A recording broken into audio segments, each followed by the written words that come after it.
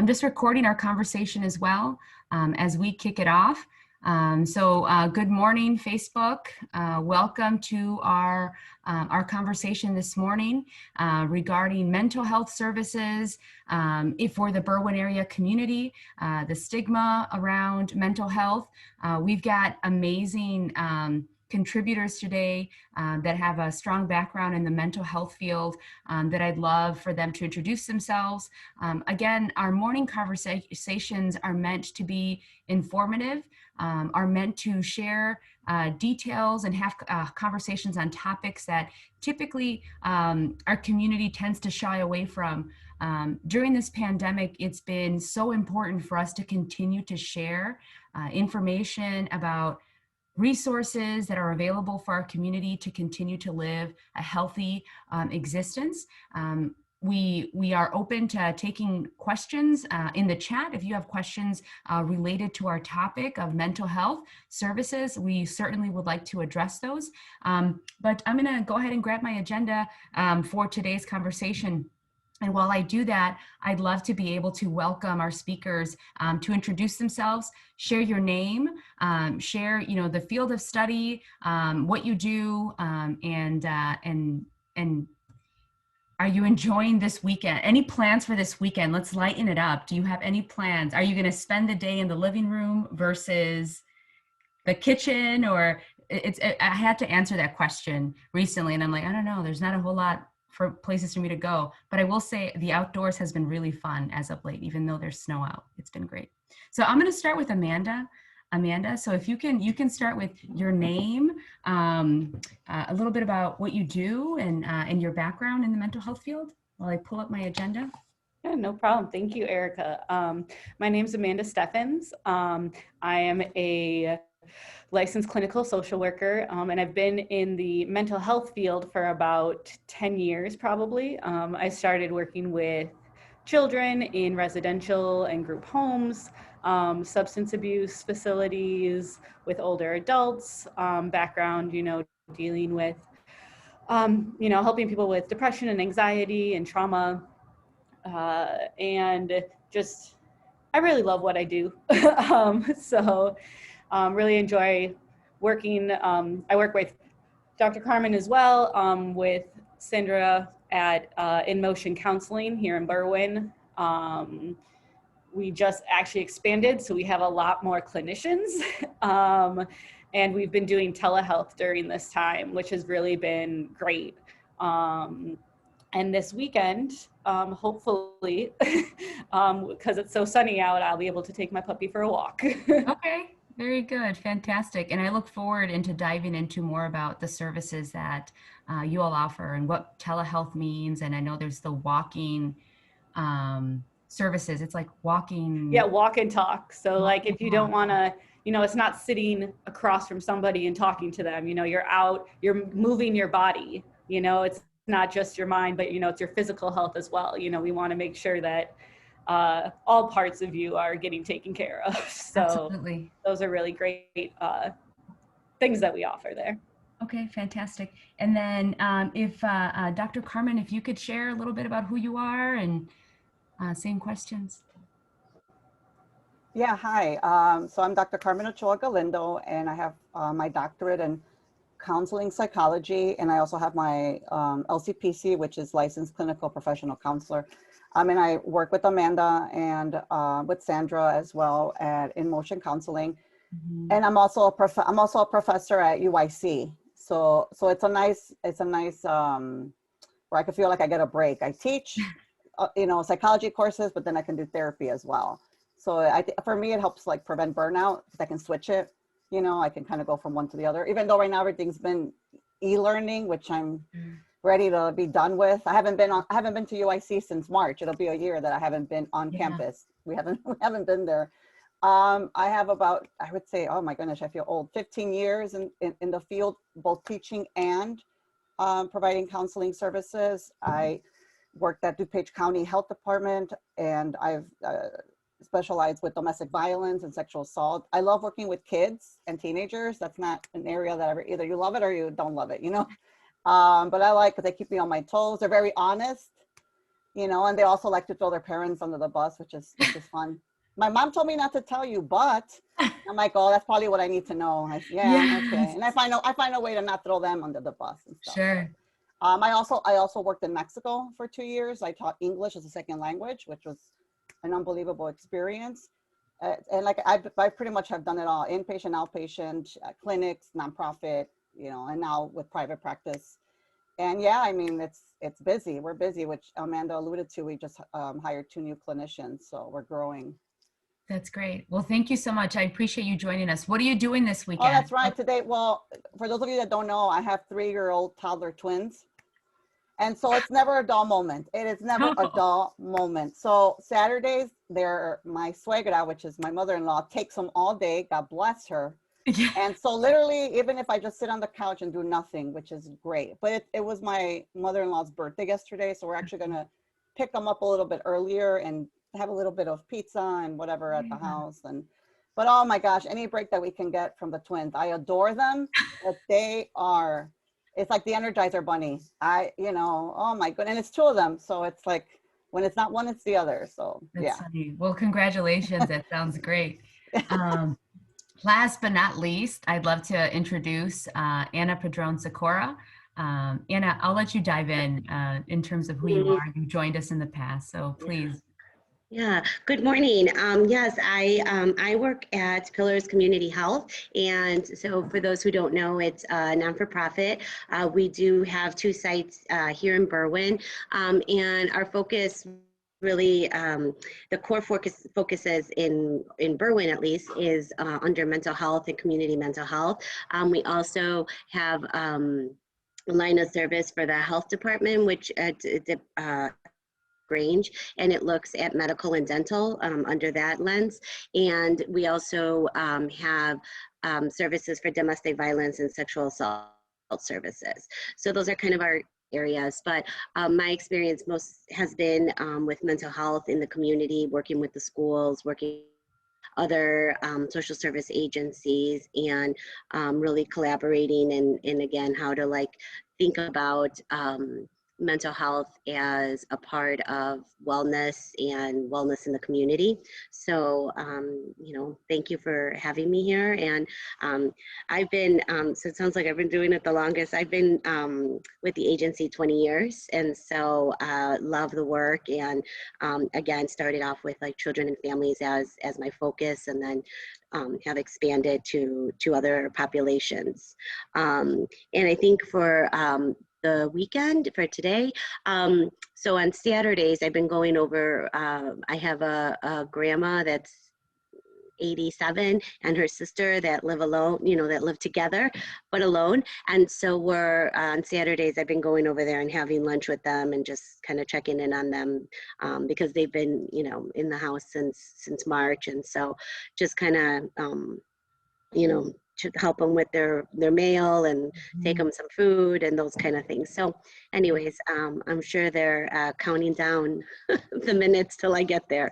So that's usually what my sons and I do on, That's wonderful. That's great. And you pointed out specifically older adults.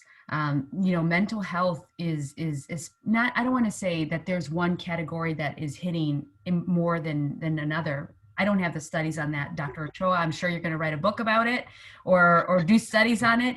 But across the board, the need for mental health and for us to be well varies across ages. And I was reading an article about, not to say that our seniors have been left behind, but they're, you don't think about, all of these programs for socialization that seniors used to take, used to participate in. You can't do it. Some of the barriers have been the technology piece of, we are seeing how the gap between, access to services for our communities has been elevated during this pandemic. But one in particular, as I've been meeting and meeting neighbors through the work that I've been doing, the component for technology and for connection. So for folks that, are able-bodied and have seniors on their block, I encourage you to knock on their door, see how they're doing. I have a neighbor that she's amazing, and is still out shoveling her snow. Anything that she can do, she'll do it, because it means that a lot of what she explained is that it gets her out of the house to move. It gives her a reason to put on her coat and her shoes. So we have to connect with each other safely. But making time to meet our neighbors is a great time to do right now. So we're going to dive in. One of the things that I've been reading a lot as of late, and I've participated in community health assessments, not just in Berwyn, but in other communities, for us to assess, when we walk into a community and we bring our services to serve, it's important to have a guide in terms of understanding of, if I'm bringing youth mentoring programs, let's identify what the barriers are, or, is there an overabundance of services already in this community? That's just the lens that I come from. In 2019, there was a community health needs assessment that was published. This was something that was created in partnership with McNeil Hospital by Loyola, as well as many other community partners that came together and assessed what the needs in the Berwyn area and surrounding area was. So just to give you a little bit of background in terms of some of the information, that statistics that came out from out of this report as it relates to mental health. So among community input in terms of survey respondents, 50% ranked access to healthcare and mental health services as one of the 3 most important things necessary for a healthy community. 40% selected mental health as one of the 3 most important health problems in their community. And 30% selected substance abuse. There's something to be said, and you ladies are in the field of mental health. There's a stigma around mental health and the need to reach out to mental health professionals. I'd like to start with my first question is, pre-pandemic, it was clear that there was a need to access mental health services and resources. As we are in the middle of the pandemic, what has that done? The question goes to Amanda, and I have specific questions for everybody, but it's open to be discussed by all. Amanda, pre-pandemic, everybody understood the need for mental health services and access to them. In the middle of the pandemic, what has that done? Has that been elevated? Are the discussions increased? Is there more access to mental health services, or a need for people to access more mental health? I definitely think there's a need. We've been seeing a lot more people come in who, they come in and it's not just the pandemic, but it's something that was going on in their life for a while, and then the pandemic hit, and now they need a little extra help, because when we talk about mental health services and all that kind of stuff, it's not just like, okay, I'm having this one little thing that's going on. It's, a culmination of everything. And so with the pandemic, that's just increased, I think, the added stress on families, on, work life, home life, kind of keeping a balance. It's that self-care, trying to find time for yourself, as well as, if you're working from home, but then you would go home to relax, how do you differentiate that? How do you separate that and create a space where, okay, this is where I'm working, this is when I'm going to be home. So we've definitely seen an increase, and I'm, in my professional opinion, I will say once, we start getting back into a more normalish routine and whatnot, I think we're going to see a lot more people coming out and trying to, get some of those resources and figure out a way to get help, because I think as helpful as telehealth, which is, being on a Zoom technically, but, it's more of a secure line, is what we've been doing at In Motion Counseling. And I think that's helped with the barrier of, you know, travel and things like that. So like you can have a meeting with somebody right at 5 after work. You know, you don't have to, you know, get there, wait, and then come back. However, you know, technology is also a factor because not everybody has access to technology. Not everybody knows how to use all the technology. And even, you know, the people that have, you know, we have issues too with technology when we're having, you know, this connection, and it is harder to develop that relationship when it's through Zoom or like a telehealth session, because you can't be there for somebody, you know, you can't physically be in a room. So when you're sitting there with these emotions and these, you know, talking about stuff, sometimes it can be more difficult and you have to find a different way to be more present with that person. Interesting. I can add a little. Go Could ahead. I? Yeah. Yeah, absolutely. Kind of just bouncing off what Amanda said. I think with some like I said, I love working with kids, and it's for me. I know we can still make it happen, but there's nothing like being in face to face with a kid in a room. You know, working with kiddos, because you do play therapy, and it's very challenging. You know, doing that. I mean, obviously we can figure it out, but yeah. So I think some populations can still do what we call a telehealth. But then there's other populations, maybe like more the elderly, who want to kind of have that face-to-face connection. And again, just wanting to get out of the house as well. But also I kind of like the need for services. I think there's a lot of people that are kind of right now on pilot mode or like automatic, especially like maybe healthcare workers. And once whatever our new normal is going to be, I think we're going to see a lot of PTSD. We're going to see a lot of grief, because people are grieving the loss of not just one family member, but maybe 2 or more that have passed away because of COVID, and just everything that like nurses and doctors and first responders are seeing, and they still can't really process it because they're still working in it. And so once they're able to kind of take a breather, I think we're going to see an influx of a lot of just even once whatever the normal is going to be of services as well, from all those people that are still trying to keep it together as much as they can until they're able to safely kind of let it all out. That's a really good point that I didn't even think about that. That's very true, because you're right. Everybody, especially first responders and even our teachers, they have to put on a face of like, it's okay, little Joey, we're going to get through it. I can't imagine once that, you know, the computer closes, you know, the frantic that happens in the background. So that's something to keep in mind in terms of mental health professionals, and even as a community. Once we are able to be more physically together, you know, so often you pick up on cues when you're with someone, right? And say like, oh, you know, Erica seems sad, or she didn't, you know, we've been having to do that via Zoom, but when we're on Zoom, it's the lights are on and we're here to smile. So I think empathy and having to reteach ourselves of like what it is to have human connection and to encourage each other to seek help. And here are the services, and it's okay to do that. Anna, were you going to say, I feel like you were going to say something, or?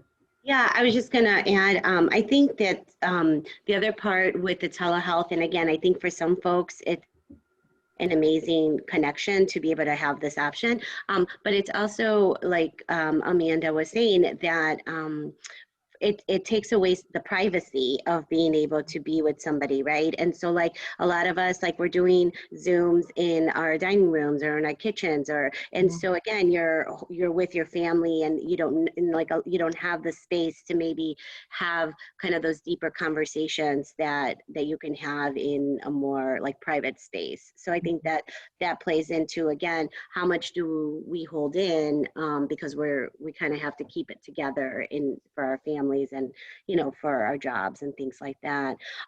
The other thing to add about what Dr. Carmen was saying is that I think absolutely, like we're all kind of going through this collective trauma and collective grief, right? Because we all have kind of pieces of our lives that we grieve every day, our routines and things like that. But I do think that like as there is a lot of healing that's going to have to like really be acknowledged kind of on the other side of the pandemic. And I guess like you know, and I think I've shared this with you before, that one of the kind of bright spots of this is that during the pandemic, I think it's brought to light that mental health is a wide spectrum, right? And so I think that before there might be like a lot of fear and anxiety about like, you know, being kind of labeled to have some kind of mental health issue.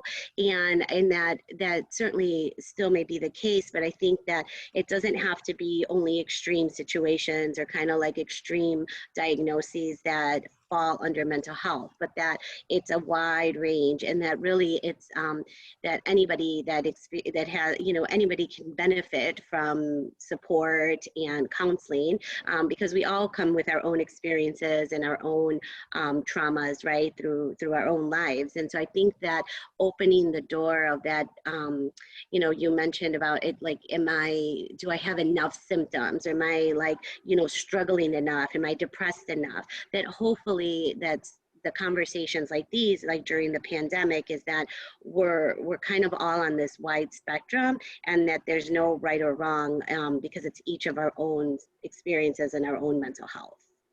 So just wanted to add that. Yeah, that's a great point. And we were going to dive into some of what the stigma of mental health is. So I apologize, we're jumping up and down on these questions, but as we have this conversation, it comes up, you know, what is that stigma? I have the great fortune to meet with so many community leaders that, going back, Carmen, to what you're saying, Dr. Carmen, about you're just on pilot mode and you're just continuing to take the wheel.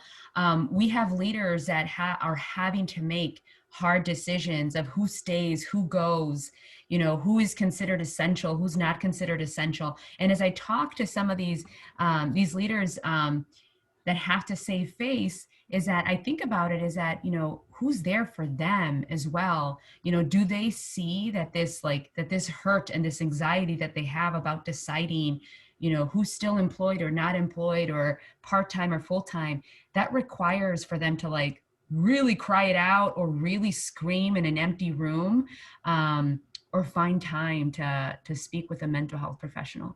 Can we touch a little bit about on the stigma in Black and Brown communities when it comes to mental health services? You know, I'll speak to my personal you know, pieces, is that in the Latino community growing up, you didn't seek mental health services. Like, you don't do that. ¿Qué van a pensar? Like, what are people going to think? That you have to go see a psychologist, because it's a psychologist that you're going to go see. It's like, well, you know, there's school counselors, there's social workers, there's therapists. So, you know, we can maybe start with, what's the difference between a therapist and the school social worker and then the psychiatrist? Because I think that there's this misconception, as I worked with families that would share with me their IEPs, and, you know, señora, lo mandaron al psicólogo. You know, like that the families would get scared because their child was sent to the psychologist. Well, you know, there's a difference between those roles. Dr. Carmen, can you talk a little bit about what those roles, like what does it mean, LCPC and all of a lot of it is just, well, not just, but it's education. So yeah, and I actually talk about this at UIC with my students, because a lot of them don't know the difference. And so it's interesting that, yeah, so what LCPC and LCSW, we're licensed at the master's level. So we're you know, Amanda's a social worker, I'm a professional counselor. And so one track was social work, the other one was counseling, and they're very similar. I mean, there's obviously a couple of differences, but we're both at the master's level. Now, a psychologist or have their PhD or their PsyD. And the difference with that is that PsyD tend to be more like testing, like for ADHD, neuropsych testing. And so again, like when you work in schools, like if a kid maybe has a learning issue, they'll go see the psychologist for testing, because they have to kind of see, you know, IQ, and is there ADHD, is there a learning disability?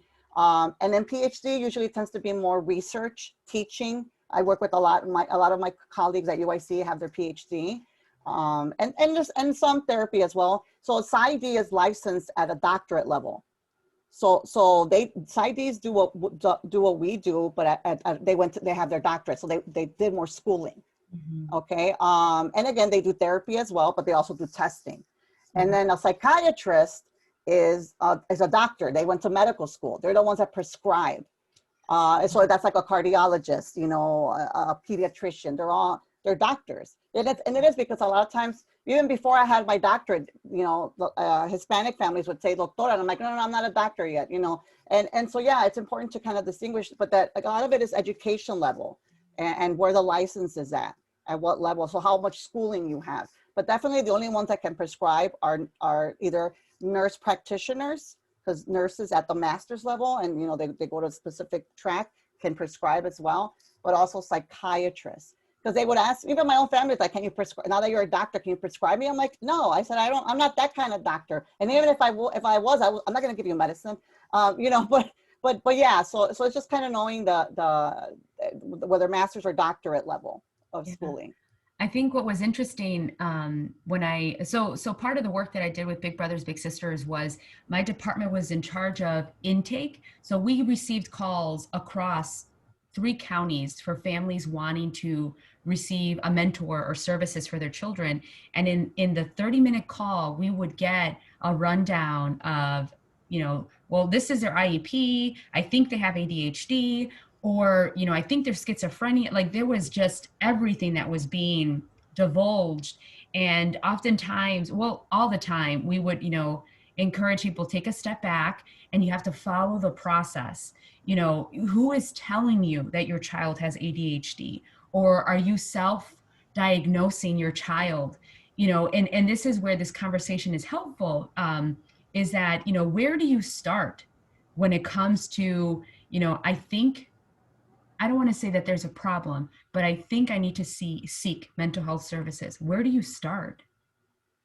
Is that for me too, still? You know, I'll open it up, you know, yeah. Carmen or Anna, or because you all serve, you know, communities at various levels. So, you know, yeah, I mean, I've worked with a lot of, since I work with kids, I've worked with a lot of families that have no idea why the kid has an IEP. And I know that's always, and again, I have to remember that we have to educate. So it's a lot of education, but because I always ask, are they in special ed? You know, and they're like, well, yeah, do they get pulled out of class?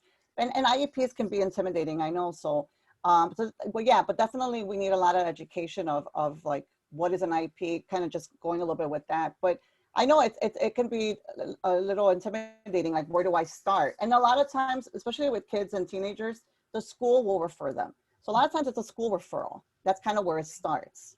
And then from there, depending on where you work, then we usually get, if I'm at a clinic or a nonprofit, or depending, the parents, depending on their insurance, then would start the process of finding someone. So it's like for kids and teenagers, a lot of it is school, whether they have to go to the hospital because maybe they have some suicidal thoughts, or, but that's a lot of them, I would say, is where we start seeing the referrals, like from school social workers. School social workers is more of a check-in. They can't really do the therapy. If it's more than what they're able to, then that's where the referral comes into an outpatient facility.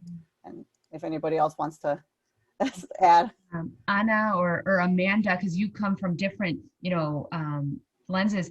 Anna, can we start with you in terms of how do people get to the point of coming through the doors of Pillars, or identifying that that's a place?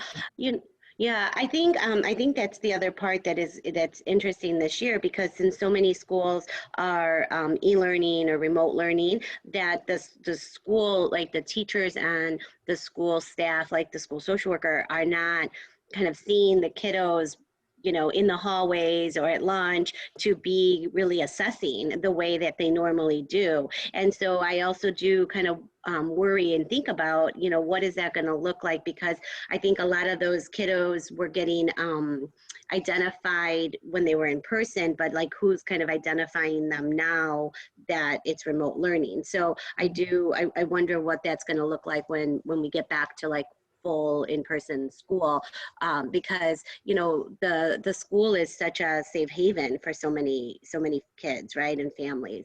And I think that, like, even so many of our kids, when they come into us, it's really they kind of take on the kind of symptoms or the traits for the whole family. And so especially when the kiddos are young, it really is, you know, the the best practice to work with the whole family, because the kiddos are acting something out that's going on in the family, right, for the most part.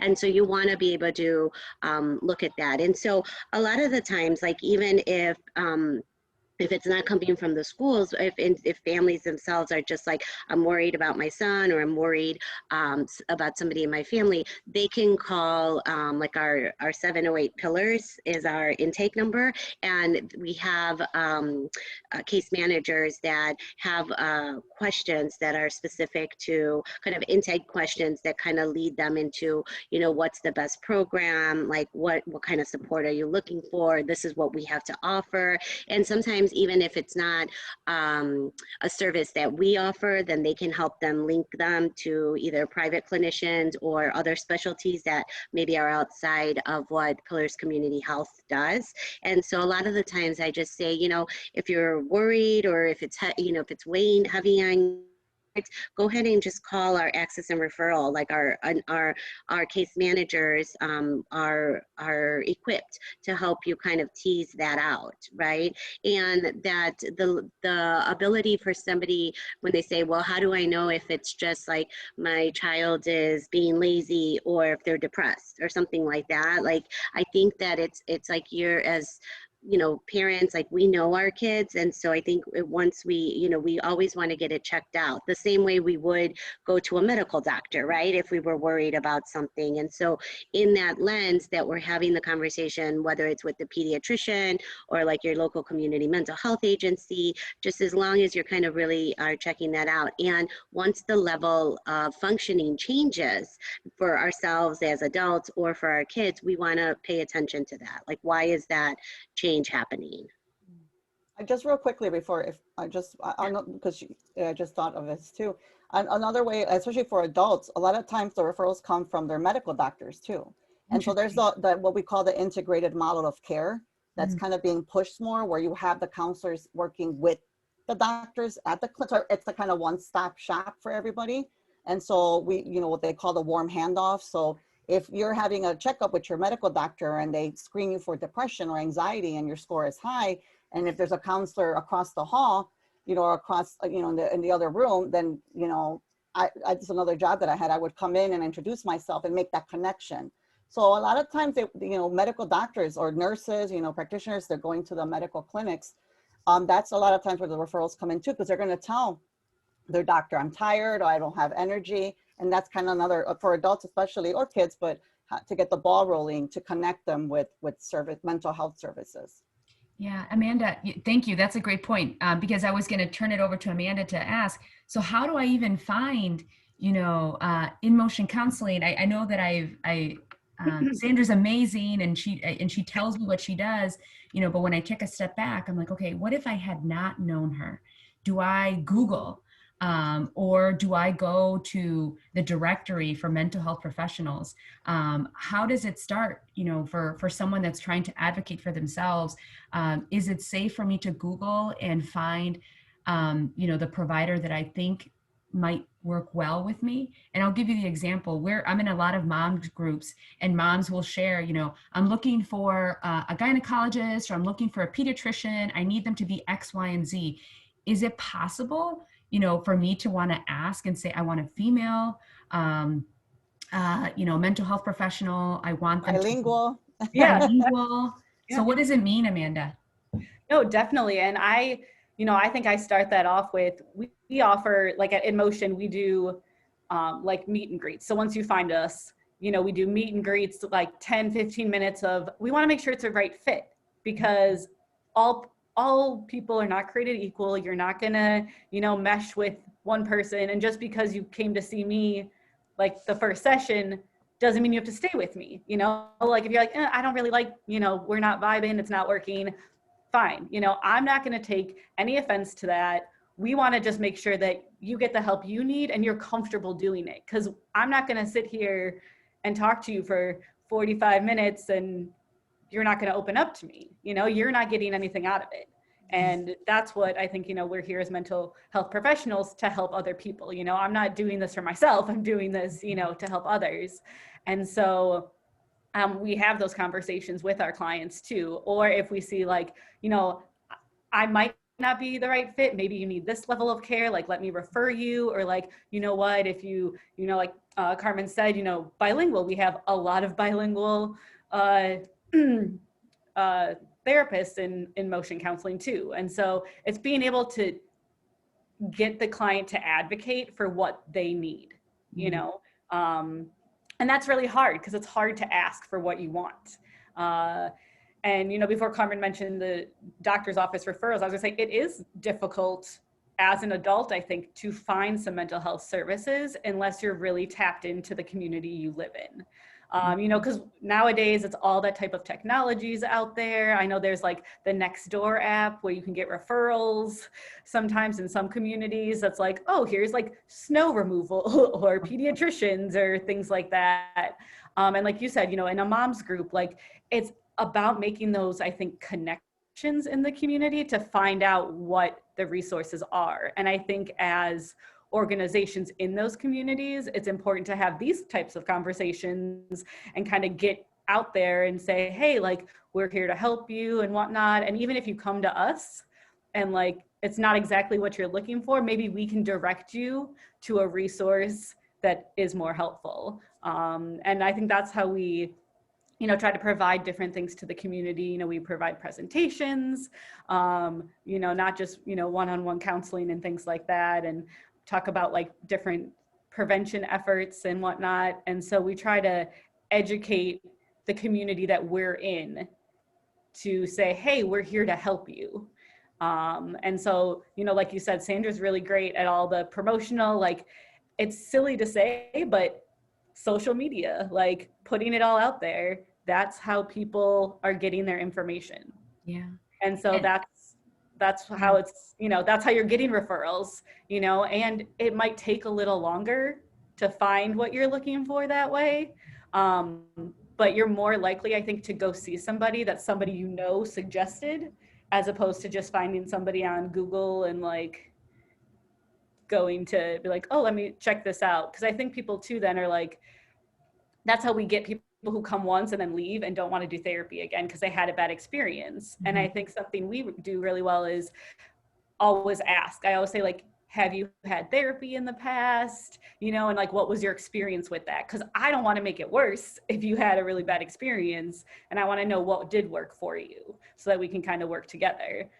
So I'm sorry, just real quickly to say, I know I talk a lot, but also kind of bouncing off that, if you go on our website, In Motion Counseling, or if you, Psychology Today is another one that, and again, if you're Googling, you'll see our bios as well. So you can look at like what our expertise is, or what, our areas of focus, or kind of just a little bit of our personality. And sometimes I've been told, oh, something that you wrote in your bio, spoke to me, and that, made me want to contact you or reach out. And so that's also now with internet, if you look at people's bios and little descriptions, you're able to kind of see a little bit, right, of the personality and whatever stands out for you. Another thing too is that if you do have insurance, a lot of times on their websites too, if you call managed care is another thing that we're learning as a private practice, that sometimes you have to be in network. And so kind of knowing what that means and encouraging the clients to call their insurance, and also because they can also send a list of providers, and they can then kind of look them up and maybe see their bio or their pretty much everybody has like a social media or LinkedIn or internet page, a practice page. So those are other ways to kind of find someone. But yeah, definitely, I think like Amanda said, social media, we're part of a lot of different like Facebook pages, like like Latinx therapy, Chicago Latinx therapy, or, West Suburbs, and we kind of pass out referrals there as well. That's great. There's a few comments and questions coming through. So one of the ones that I've gotten, just so that I wrote them down. So yes, questions about eligibility, cost, does my insurance, do you help me through the process? And then another one that came in before then was, so what happens when I come in? Do you give me a list of things that I'm supposed to be doing? Is it like, go with your, we have the magic wand. We have the magic wand. We go poof. Yeah. Everything is good. So I have a question, and I'll leave it open. I come, what can I expect when I come, and what can I expect when I leave? How often am I supposed to come back? What do you explain that Yes. to the patient? Yes. Yeah. I'm gonna just jump in, but I think Amanda and then Anna. I think that first of all, every counselor or therapist is very different in how they approach things.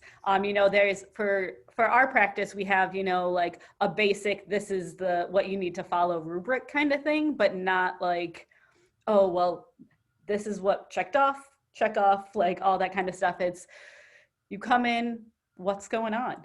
You know, like it's a check-in of how are you doing. I always like to approach it with my clients as this is a journey that we're on together and I'm here to support you. You're going to be doing a lot of the work and we're going to try some things and they might not work, but some things might work. And what our goal is to give you as many tools as you possibly can have so that when you are going through these intense emotions or these feelings that you don't know how to deal with, you can pull out these metaphorical tools and use them during that time. And I always emphasize, I'm like, it might not work. Like going and working out for somebody might be great, but you might hate working out. So, you know, what works for you? And I'm not going to sit here and tell you what works for you. We're going to come up with that together and try some of those things. So my favorite thing is to give homework at the end of, you know, every session and things like that. And I also, talking about frequency and how often you should come is, I think that's also a professional and group decision, because if you are a paying client and you're self-paying, I'm not going to force you to come see me every single week if you can't afford that, you know, financially. I'm going to work with you and we're going to figure out what's best for you to help you in that situation. And if you're like, you know what, I'm done. I don't want to see you anymore, whatever. And I don't believe that's true, but like, you know, you have to work with the client to say, okay, well, how can, you know, what are we going to go from here? You know, how are you going to continue with, you know, working on yourself or working on this that we talked about? So just trying to work with people and give them the best, you know, opportunities and like way of thinking in a different way before you leave them, and working with them, because you can't, you know, I always tell my clients, like, you're here for a reason. You want to get the help and you're reaching out. You know, I'm not going to force you to come every week or every other week. So it's up to you, and I'll be here to support you, and we'll do this together. Yeah, absolutely. Anna, did you have, were you going to share? Yeah, so a couple of things. I think, you know, going back to what we were talking about, our different licensures, like, you know, for social workers or counselors, I always tell people who are looking to get into therapy or to get some additional support that it's really less about the letters that are kind of behind, but how do you feel? Because, right, you're going to engage in like a therapeutic relationship with this person. And so kind of how Amanda is saying, like, you know, how can you be your own advocate of like, you know, I don't know if this is the right person, and to kind of really have kind of the courage, the way we do for, again, for medical doctors or for other professionals, right? That we're like, I don't know if this is the right fit, because ideally you're going to engage in a relationship where you're going to be vulnerable. You're going to be sharing maybe some details of your life that you haven't shared with anybody else. Like, so you want to have that, you want to make, you know, to the best of your ability, right? To have a relationship that feels comfortable. And so I think that when, like Carmen is saying, and you're looking at like different bios and things like that, what connects you to that person, at least to have kind of the next conversation. And so, and again, regardless, you know, where you go for that support. So at Pillars Community Health, so we're set up to really work in community. If you have, so we have a federal qualified health center, which means that we do work with our medical doctors, and we have psychiatrists as well. But if you're coming in for mental health, that it's for folks who don't have insurance or families who have public insurance, and that's really so that again, therapy shouldn't have to be a luxury, right? That only some people can get it. And so I think that this is where in a community like ours, course, it's so helpful because there's resources for everybody, and regardless, like your abilities to pay or, you know, and so I think that when somebody, you know, again, I always say it takes sometimes a lot of courage to call and ask for help, right? Because of the stigma and like some of the biases that we have from our families coming into this.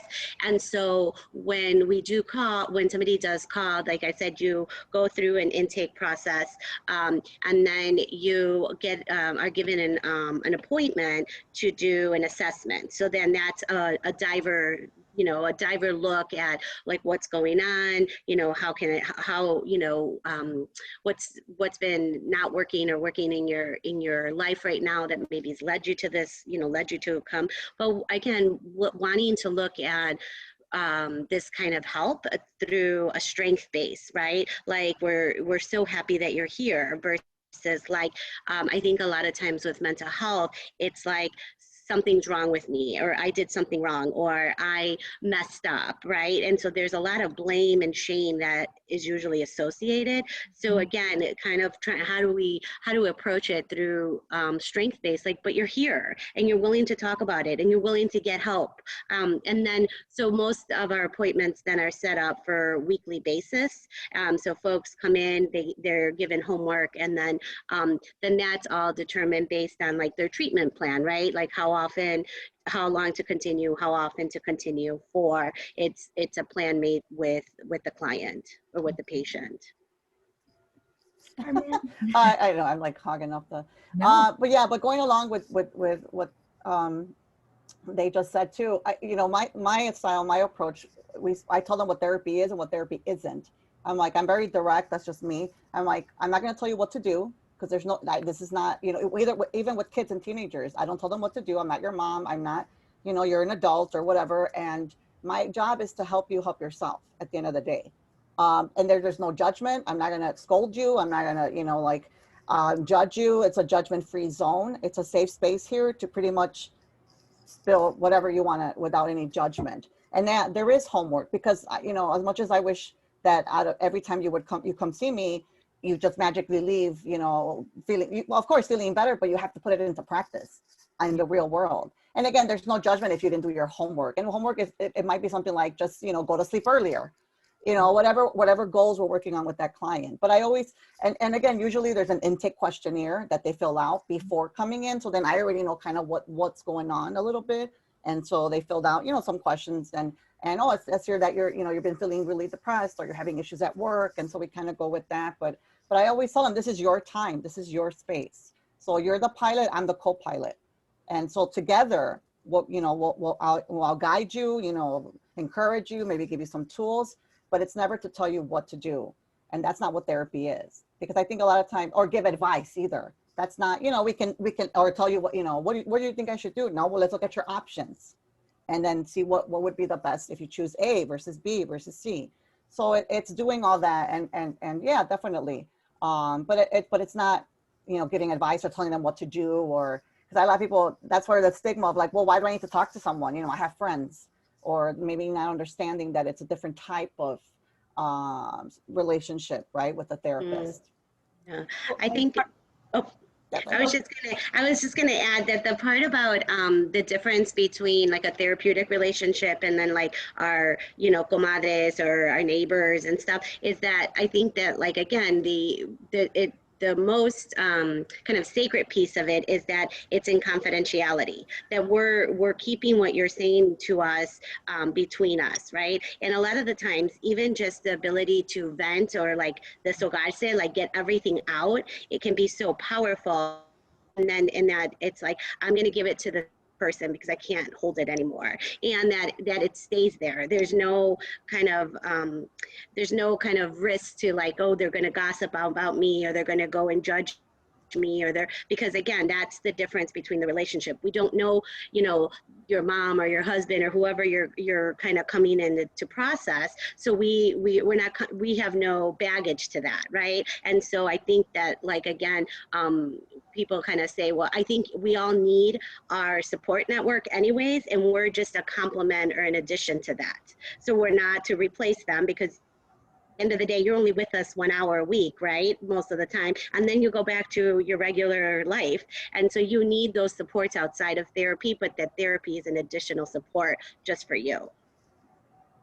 Yeah, and going off that, I was going to say, you know, I always say to my clients is, you know, it's nice to have a very objective point of view, you know, like I'm not your sister, I'm not your best friend, you know, I only know what you tell me, you know, and that's how I view my, you know, responses to you, or how I can get you to like, oh, question or see something in a different light. And it's always great to be like, oh, I never thought of it that way. Cause I don't have the, you know, the bias of, oh, you're my best friend, like I have to tell you it this way, or it has to go this way.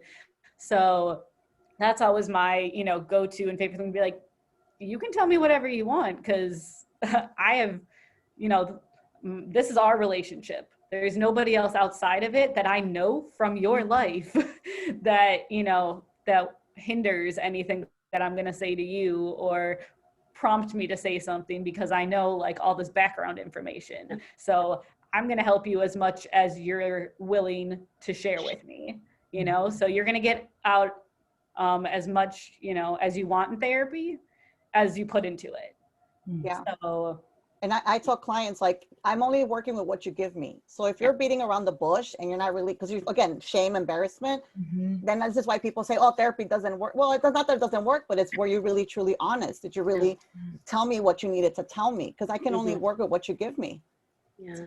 And I know people worry that like if they come to therapy, how long do they have to be in therapy? Like that, like they're going to be in it forever or something. And, you know, the reality is that we're all trying to problem solve kind of what's going on in the moment and what do you need right now. And so episodic therapy, where you come in, you kind of get a little bit of what you need, and then you know, it's like, okay, well, life stabilizes or life changes and I can't make it anymore. And then you come back at another time. That's more realistic, right? And so that as we go through different stages in our lives or different transitions, right, that then other things get triggered, or it's like, you know what, I didn't really finish talking about this, or I didn't tell my therapist this part. And so now I want to come back and I'm in a space where I could process it. But right, I think exactly what Carmen said. Sometimes, like I've had people say, well, you know, I didn't tell them the whole story, or I lied in therapy. Well,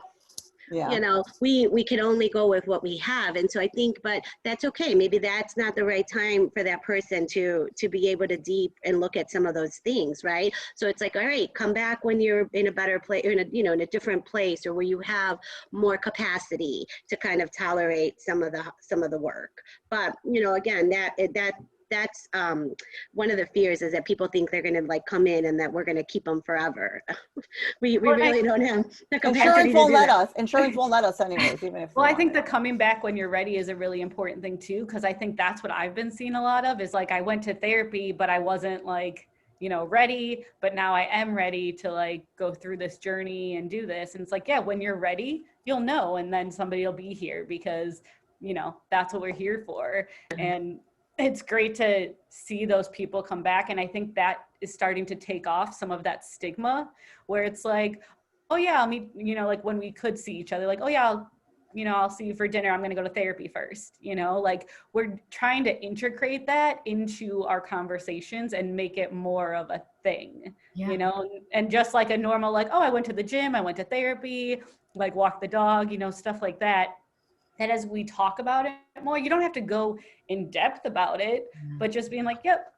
And maybe that'll prompt somebody to say, oh, really? Like, how did you find this therapist? And, you know, what do you know about that kind of thing? And maybe you can help, you know, one of your close friends or somebody by just bringing it up in conversation.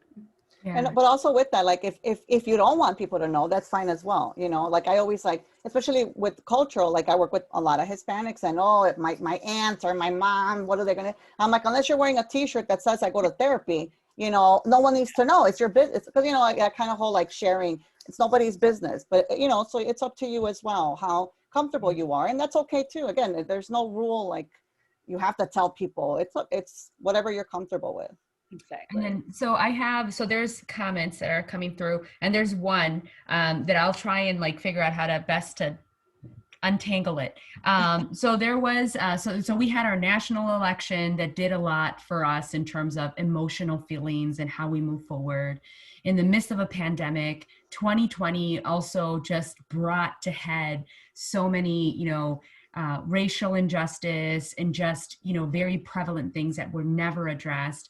Locally in our community, we are moving through a local election filled with social media of, it's my way or your way, or my thoughts are better than your thoughts. And, the question is, how, when the dust settles, how do we face, the ugly that we've kind of created? What does that mean? I'll give my perspective, but then I'm curious, do we come together and have this like circle of just like, guys, what did we do? Or was that really what we intended to do, through the use of social media? I've always thought that, your words matter and how you use them are so important. You can use them to elevate, you can use them to put people down, but what has the most impact?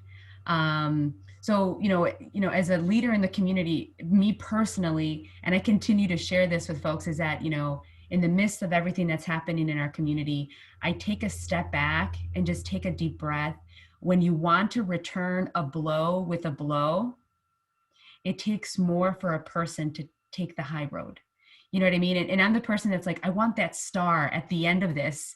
So if that means that me taking a step back and just, maybe that person's hurting and that's their way of communicating. We have to be better and be the bigger person. So I don't know that answers that question, but, as you all help people cope through these many, waves and motions, what do you say? At what point do you say, like, just turn off the noise, that keeps you up at night? Like literally, if it's the social media that's keeping you up at night, the hate that exists on social media, close it. Deep breaths. You as the physical being have the ability to do better and show that in your community. Yeah, I always say boundaries. You can't watch the news all day.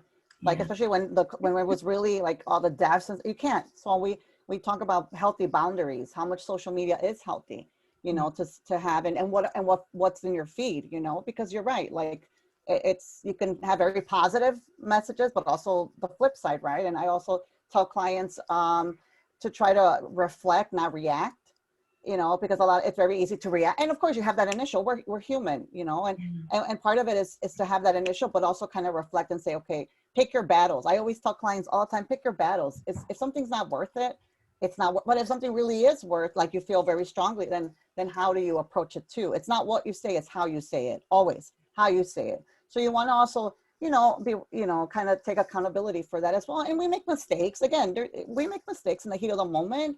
You say something and own up to it as well. Like, see what your part in whatever it is that we're talking about, that situation, what your responsibility, your part was, and own it. And again, it's okay. We grow from it, we learn from it. But I definitely tell clients boundaries, but you can't be on social media, and it's hard because it's on our phone, right? And we see, but we have to disconnect. Like I try Sunday is like no cell phone day for me. Like I'm like, nope, like whatever, if they really need me, they'll call me, because nobody calls now. So now I know if someone calls me, then I know they need something, but so it's kind of what works for you in that sense of like detoxing almost from social media and just the crap that's out there sometimes. Yeah. I also think that it's like going off of that, like, how do, there's so much kind of noise, like you said, and how to not take things personal, because most of the time, like if somebody's being ugly or nasty or disrespectful, it's more about them than the person who's, the other side. And I think that but I think, right, we react because it's like, well, wait a minute, are they talking about me, or what does that mean? And, we kind of get, and I think that again, in order to really kind of start healing, it's like, okay, how do I not take this personal? How do I, what do I need to do?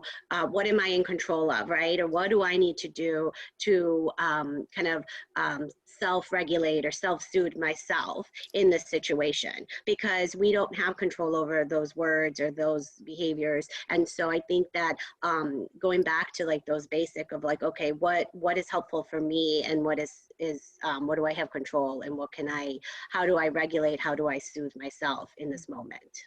Well, and I think the control thing is key and important, because I feel that, we've lost a sense of that control, especially with the pandemic and everything going on. And so it's, what can I control? Like, don't overthink about everything, because you can't control everybody else. You can't control that, but you can control what you put out there.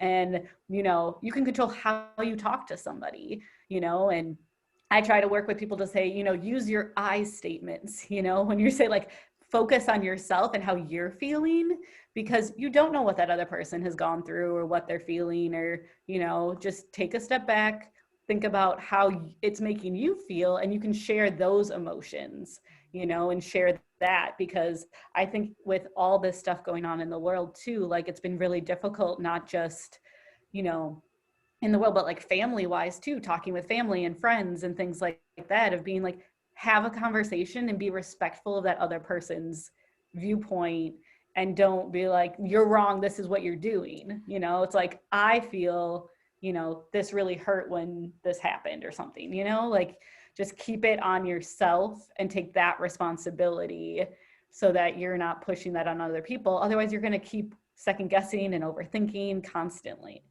Yeah, I tell clients all the time, the only thing you can control in this world is yourself.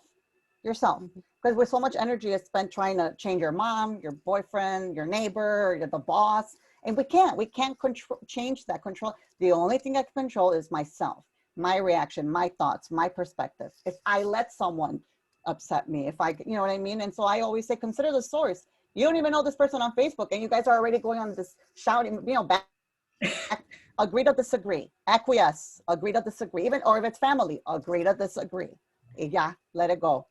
Yeah, absolutely. That's awesome.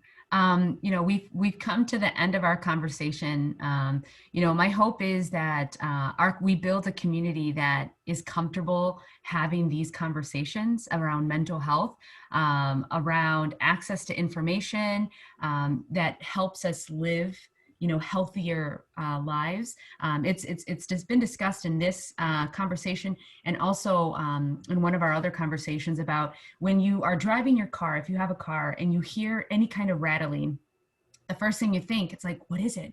I have to make an appointment to get it checked out. I have to make sure that the check engine light gets checked out. We need to think of ourselves, as those vehicles as well. Another thing that's been said is that in order to, seeking mental health means that you've got goals for yourself. It means that you are on a path of like being up here, and to get there, you need a little bit of support. So I think if there's a way for us to continue to have these conversations in ways that, brings to the same point across the board, that mental health is not scary. It's something to support you. I'm all for that. It's preventative. A lot of it is preventative. And just real quickly, since we're all women here too, kind of like just the emphasis on self-care as women. I see a lot of like guilt of like putting yourself first as women. And I'm like, no, it's okay that's not being you have to take care of yourself as women, and everybody, but just, that the whole mom guilt, or just the guilt of, and I always alluded or use the metaphor of the oxygen mask when you're on the airplane. The first thing they say is put your mask first, and then help with others. And I always say that's a perfect metaphor for life. If you're not putting your own oxygen mask first, but you're trying to do everything for everyone else, you're going to burn out. Yeah. And so you have to set the example and then put it on, take care of yourself. So then you have the energy and the strength to help everyone else. Yeah, that's great. That's true.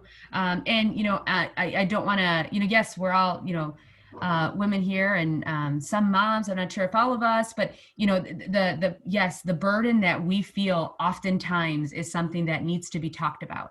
And I will say that's a whole other Facebook talk. That's a whole other I'd be happy to be part of, because as a mom and as a professional, And then as a Hispanic, you know, I think a lot of different factors, you know, for that. But what's been really great, and I don't want to give Facebook credit for this, but they created the platform for it, is the amount of groups that exist, of like the moms group or the Chicago Latina moms, or like, it's been, because we've all been forced to be in technology and just like connect, you know, it's been so nice to see the conversations that have sprung up from these groups to say, has anybody else had their laundry sitting for the past 2 weeks?